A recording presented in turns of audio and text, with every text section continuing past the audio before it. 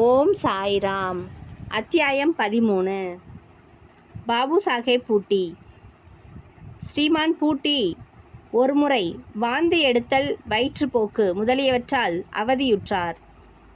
அவருடைய அலமாரி மருந்து மாத்திரைகளால் நிறைந்திருந்தது. ஆயினும் அவற்றால் ஒரு பயனும் இல்லை. வாந்தி எடுத்து வயிற்றுப்போக்கு ஆனதன் காரணமாக பாபு சாஹேப் மிகவும் தளர்ச்சியடைந்தார். எனவே பாபாவின் தரிசனத்திற்காக மசூதி செல்லக்கூட அவரால் இயலவில்லை.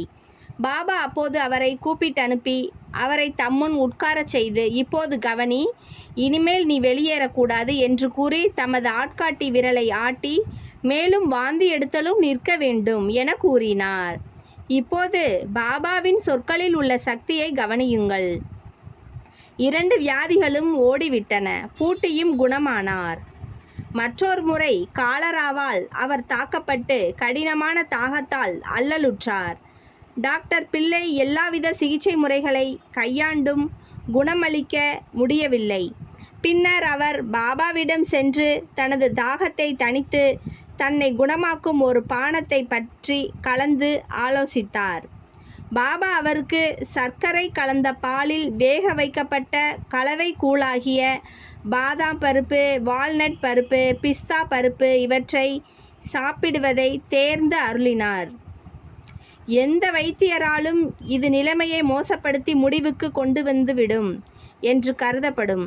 ஆனால் பாபாவின் கட்டளையை அறவே கீழ்ப்படியும் குணத்தால் இவை உட்கொள்ளப்பட்டு அதிசயப்படும் வகையில் குணமாக்கவும் பட்டது.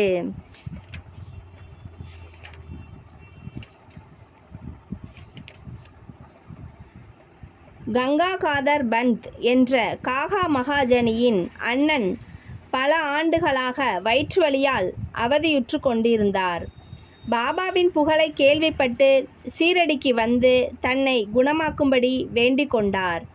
பாபா அவரின் வயிற்றை தொட்டு கடவுள் குணமாக்குவார் என்று கூறினார். அது முதற்கொண்டு அவருக்கு வயிற்றுவலி ஏதும் இல்லை.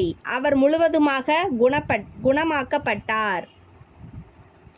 ஒருமுறை நானா சாஹேப் சாந்தோர்கரும் கடுமையான வயிற்றுவலியால் அல்லலுற்றார்.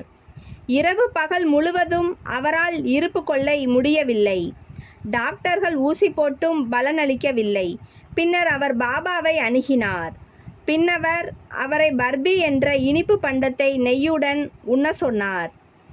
இச்செயல்முறையை பின்பற்றியதும் அவர் முழுக்க குணமடைந்தார். பாபாவின் சொற்களும் கருணையுமே பல்வேறு வியாதிகளை நிரந்தரமாக குணப்படுத்திய உண்மையான மருந்தாகும் என்று இக்கதைகள் நமக்கு காட்டுகின்றன. ஸ்ரீ சாயியே பணிக. அனைவருக்கும் சாந்தி நிலவட்டும். ஓம் சாய்ராம். ஜெய் சாய்ராம்.